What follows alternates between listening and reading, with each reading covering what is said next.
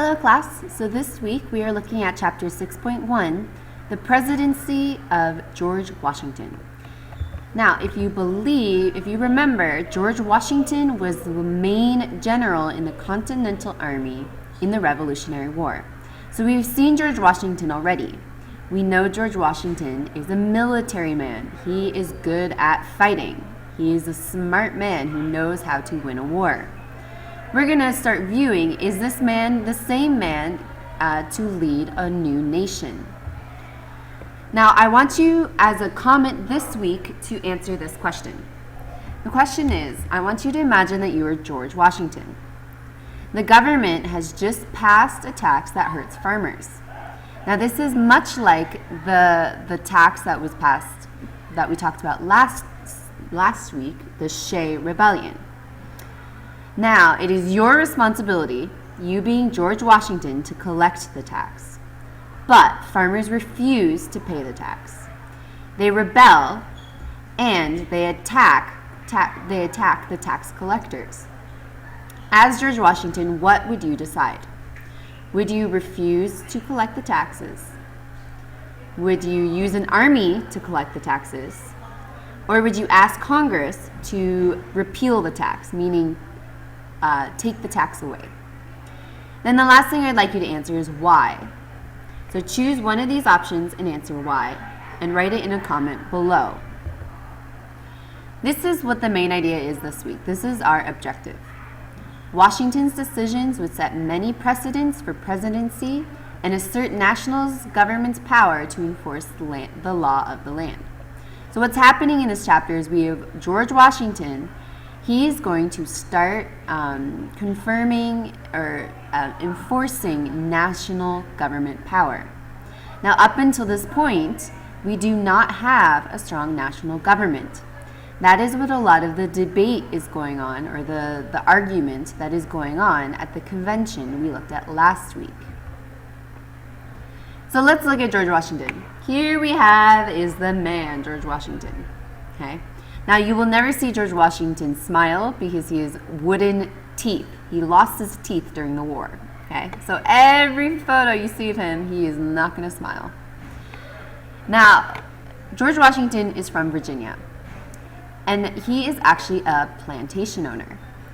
What this means is that George Washington is from one of the more southern states.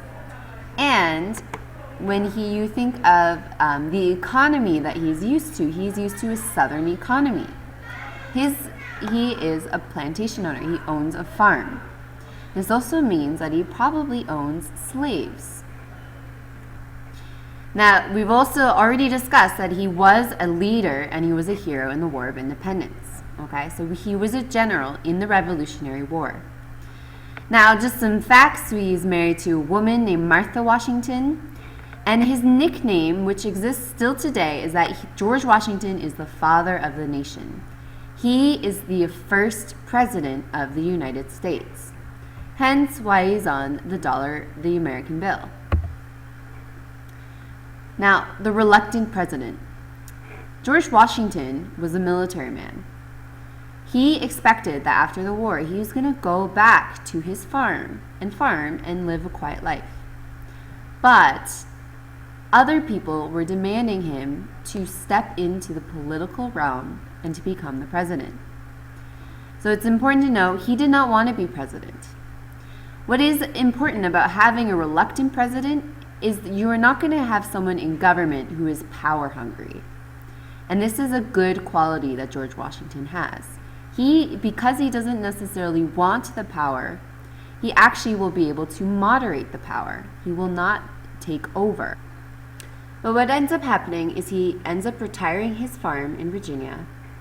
And when it is taken to a vote by all the delegates, it is ununanimous. What that means is that pretty much every delegate from every state wants George Washington to be president. So, reluctantly, he ends up going to New York City, which is the first capital in the United States. And he ends up leading the government. Now, New York City was the first capital. It is not the capital today. Washington is the capital today. So what exactly does the president do? Well, first we have is the Constitution. Now, the Constitution is a document that was written down, and it looks at the foundation of the government. We've looked at the Constitution before, okay? But what a Constitution did not do is it's not working out the details. Now, a government, there's going to be a lot of details, okay? So what Washington is doing is he is sort of the person in charge of working out these small little details to make sure that the government that is outlined in the Constitution can actually work. The major questions that Washington had was, how is the national government going to raise revenue? Or how is the national government going to get money so that the government can function? The second thing is, what kind of military will they have? So the national military, this is another question. They're saying, how are we going to have a national military? What will it look like? The last thing is, how will we create judiciary? Judiciary Act of 1789. Now what judiciary is it's basically where the laws are going to be enforced. Now what this act states is that up until this point, they are struggling to enforce the laws that they make. There is also a struggle in power between state law and national law. Now in the document of the Constitution, it states that judicial power of the United States shall be vested in one Supreme Court. That means that there will be one court as the ruling body over all laws. One question that ends up being created, though, is that is the national law or Supreme Court, is that going to overrule state law? This act answers those questions. So today, if we were to look at the Supreme Court, we have the Chief Justice, that is one person in charge, and we have 5 associate justices. These are 5 judges. Now today there are 9, but back then, during George Washington's time, there was only 5. There are 3 circuit courts. This is the intermediate level, okay? So if you think of Supreme Court, that is the top hierarchy of the court system. Then 3 are below it. After that, we have 13 district courts. This is going to happen at a local level, 1 for each state. What ends up happening is that we have any decision in the state court could be appealed in the federal court. So what this means is that if you lose your court case in the state, you have a chance to go to the federal court, which is like the national government's court, and appeal or try and argue your point again. Federal court and federal laws, they were at the top of this system. Now here's an outline of the United States court system today. So here up at the top we have the Supreme Court. Then we have 3 courts looking at the Court of Appeals, and there are different sections to each court. Then we have the local level courts at the bottom. Okay? I just want you to see this as a visual so you understand how the court system is broken up. Another thing that George Washington ends up creating is a cabinet. Now a cabinet, this means that these are a group of advisors that are going to help George Washington make decisions in the government. Okay? When George Washington became the president, at that point he only had his vice president in the executive branch. That was John Adams. So picture this.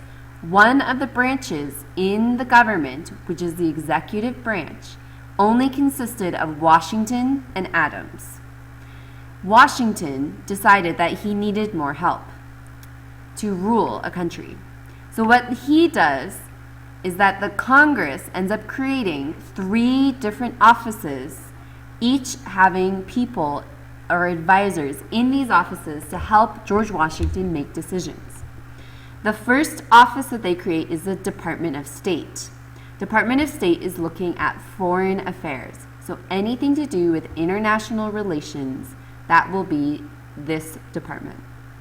The second department is Department of War. The people who will be in this department are going to deal with military, making sure that America has a trained military. The third department is the Department of Treasury. This is where the people who are in control of the government's money, they are going to advise George Washington how to spend the government's money at that time. Here we have is George Washington's cabinet. First of all, we have Thomas Jefferson. He is the Secretary of State. Thomas Jefferson is basically in charge of any foreign affairs.